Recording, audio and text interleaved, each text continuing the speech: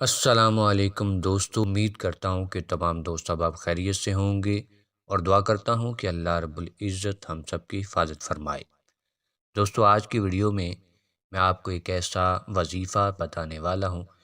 جس کو پڑھنے سے برس کا مرض ہو یا کوڑ ہو یا جتنے بھی وبائی امراض ہیں وہ کوئی بھی لاحق ہو جائے،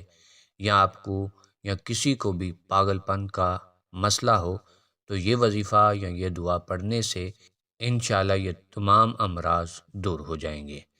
حدیث مبارکہ میں ہے، حضرت انس رضی اللہ تعالیٰ عنہ سے روایت ہے کہ اللہ کے محبوب صلی اللہ علیہ وآلہ وسلم یہ دعا مانگا کرتے تھے: اللہم انی اعوذ بک من الجنون والجزام والبرس وسیء الاسقام۔ اے اللہ، میں آپ کی پناہ چاہتا ہوں برس سے، پاگل پن سے، کوڑ سے اور تمام برے امراض سے۔